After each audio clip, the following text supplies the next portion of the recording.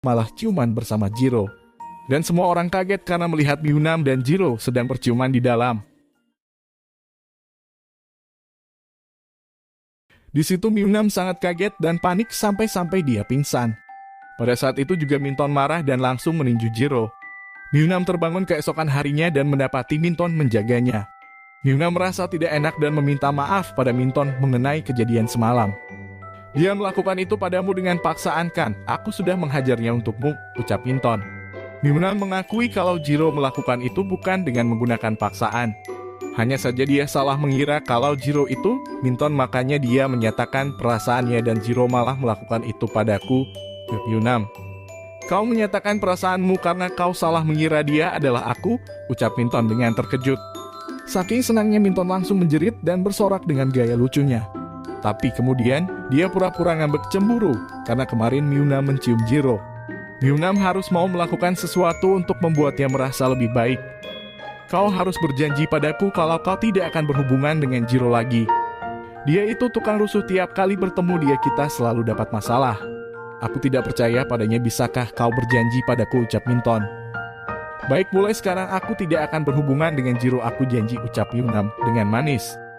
Berita dan foto-foto ciuman Miyunam dengan Jiro langsung tersebar luas di media sosial. Saat Pak Hitler mengetahui masalah ini, dia langsung marah-marah pada Miyunam. Miyunam sendiri kaget mendapati foto-foto ciumannya dengan Jiro masuk medsos. Dan berjanji pada ayahnya kalau kejadian itu tidak akan terulang lagi. Keesokan harinya di sekolah, para siswi teman gengnya Vivin menggosipkan masalah Miyunam yang ciuman dengan Jiro. Mereka bahkan mengatainya gadis tidak tahu malu yang mencium pacar orang lain. Ozon tidak terima dengan hinaan mereka pada Miyunam. Lalu Ozon mencaci para siswi itu dengan membela Miyunam. Kemudian Miyunam datang bersama dengan Minton, jelas saja hal itu langsung membuat para siswi itu makin semangat untuk mencaci Miyunam. Masalah ini jadi semakin besar saat Miyunam juga dipanggil menghadap guru perihal foto ciuman itu. Bahkan gara-gara foto itu juga reporter langsung minta interview mengenai perbuatan tak senonoh itu. Bu guru tidak kaget kalau Jiro yang terlibat masalah ini karena Jiro kan memang pembuat masalah. Yang paling mengejutkannya adalah Miyunam. Ayahnya Miyunam pernah memberitahunya tentang masalah Miyunam. Tapi nyatanya sejak masuk sekolah ini, Miyunam justru selalu terlibat dalam masalah setiap hari. Saya minta maaf, saya akan berusaha untuk menjauh dari pembuat masalah. Dan saya janji masalah seperti ini tidak akan terulang lagi, janji Miyunam. Jelas saja masalah ini membuat Miyunam jadi tambah marah pada Jiro. Karena sejak bertemu Jiro hidupnya tidak pernah bisa tenang. Apalagi Jiro selalu membuatnya dalam masalah karena telah memutuskan mereka berdua tidak usah saling bertemu lagi. Saat Miyunam kembali ke kelas, Ozon memberitahukan berita ini di fanspage Miyunam. Banyak yang meminta Miyunam untuk mencalonkan diri dalam ajang kontes High School Girl. Miyunam kaget masa wajah seperti diikut kontes, kenapa tidak yang lain saja? Minton berkata, wajah sepertimu itu sangat manis. Lihat mata kecil dan hidung kecilmu itu. Kulitmu juga cerah dan wajahmu bulat kayak bakpao. Wajahku enggak kayak bakpao, ucap Miyunam. Tapi untuk mengikuti itu tidak mudah. Karena untuk mengikuti kontes ini, mengingat Miyunam bakalan punya saingan berat. Nantinya yaitu Vivin memang mau mengikuti acara itu. Apalagi bersaing dengan Vivin. Tapi Ozon berkata kalau Miyunam harus tetap ikut serta. Hari olahraga akan diadakan bulan depan. Kelas mereka dan kelas Vivin berada dalam satu tim yang berbeda. Para siswa mulai sibuk mempersiapkan acara olahraga itu. Foto-fotonya Miyunam dan Vivin pun mulai tersebar ke seluruh penjuru sekolah dan para siswa yang akan mengikuti kompetisi olahraga mulai berlatih. Lalu pada suatu saat Miyunam bertemu Vivin di kamar mandi. Dia langsung menjelaskan insiden ciumannya dengan Jiro. Bahwa malam itu dia salah mengira kalau Jiro itu adalah Minton. Vivin masih dengan senyum ramahnya meyakinkan Miyunam untuk tidak usah mencemaskan masalah itu. Dia mengerti dan tentang kontes ini menjelaskan kalau dia sebenarnya tidak mau ikut. Tapi Ozon malah memasukkan namanya. Dia memberitahu Vivin tentang masalah ini karena dia sebenarnya tidak ingin bersaing dengan Vivin, ucap Miyunam. Karena Miyunam yakin kalau dia tidak akan pernah bisa mengalahkan Vivin. Lalu hasil voting sementara antara Miyunam dan Vivin ternyata cukup ketat. Bahkan skornya Miyunam tak kalah jauh dari Vivin. Sayangnya Miyunam sama sekali tidak antusias mendengar berita ini karena sejak awal dia sudah tidak mau mengikuti acara ini. Minton lalu memberitahu Miyunam kalau dia akan ikut dalam kompetisi renang di acara olahraga nanti. Dan karenanya mulai hari ini dia akan berlatih setiap hari setelah sekolah usai. Minton punya tujuan khusus memberitahukan masalah ini pada Myeonam. Maukah kau datang dan melihatku latihan? Myeonam sangat setuju bakal langsung menyatakan mau jadi pelatihnya Minton dan mengurusi jadwal pelatihan Minton. Di kolam Minton langsung melepaskan bajunya tepat di hadapan Myeonam yang langsung bengong menatap tubuh kekar Minton. Karena Myeonam menatap tubuhnya, Minton langsung terang-terangan pamer otot pada Myeonam. Dia malu dan langsung mendorong Minton menjauh sampai terjatuh ke kolam renang. Lalu diperlihatkan Myeonam mengawasi Minton latihan. Sampai akhirnya dia sukses berenang jauh lebih cepat dari sebelumnya. Diam-diam Jiro melihat mereka dengan cemburu. Jiro juga akan ikut kompetisi renang tapi berbeda dengan Minton. Dia latihan sendirian tanpa ada seorang pun yang menemaninya. Dan yang paling membuat dia stres adalah dia tidak bisa berenang sesuai standar waktu yang ditentukannya. Kemudian Vivin datang menemaninya dan menyemangatinya.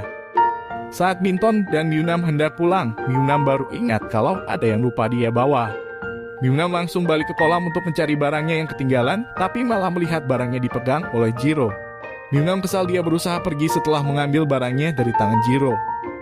Tapi Jiro terus-menerus menghalangi jalannya dan memaksa Myeonam untuk bicara dengannya tentang malam itu. Kau senangkan setelah membuatku dalam masalah itu, ucap Myeonam. Aku tidak bermaksud melakukan itu, ucap Jiro. Kalau tidak, lalu kenapa kau menciumku? Aku minta maaf apa aku membuatmu dalam masalah yang lain. Aku dicaci sebagai orang caper, lalu semua orang bilang aku ini jadi pusat perhatian. Mereka bilang aku ini pencuri pacar orang, ucap Myeonam dengan kesal. Kau pikir aku juga tidak dalam masalah? Tapi Vivin dan aku sama sekali tidak ada hubungan apapun, ucap Jiro. Dia itu cantik tapi juga pintar dan dia peduli padamu, jawab Myeonam. Aku dan Vivin sudah berteman sejak kami kecil dan hanya itu saja hubungan di antara kami, ucap Jiro. Kau tidak bisa memaksakan perasaan. Bukankah itu yang kau bilang padaku kan? Jiro lalu bertanya penasaran. Apa Myeonam sudah pacaran dengan Minton? Myeonam berkata belum jadian memang. Karena Myeonam belum memberitahukan masalah pernyataan cintanya pada Minton. Berhentilah membohongi dirimu sendiri, Myeonam. Kita tidak boleh memaksa perasaan, kata Jiro. Sambil mendekati Myeonam untuk menciumnya dan Myeonam sama sekali tidak bereaksi menjauh darinya.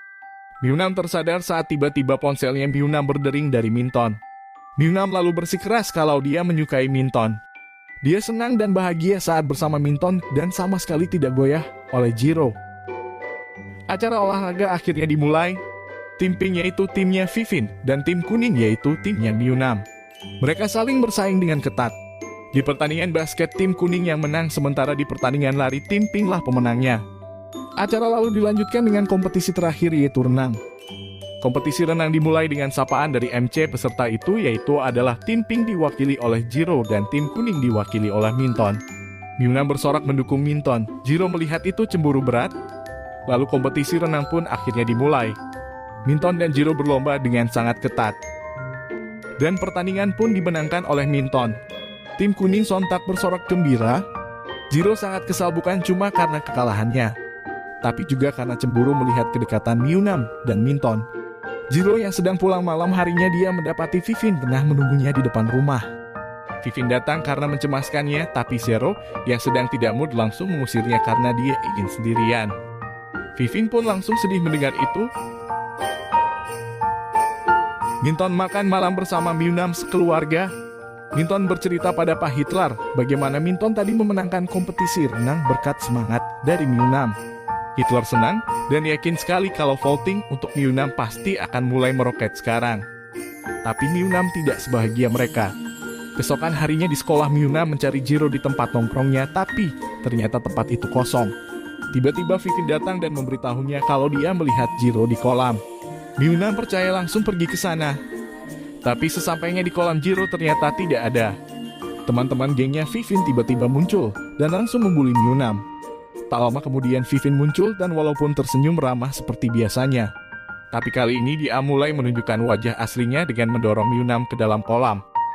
Padahal dia sudah tahu kalau Myeonam tidak bisa berenang. Episode 4 pun berakhir. Terima kasih sudah menonton, ditunggu episode berikutnya akan dipost secepatnya.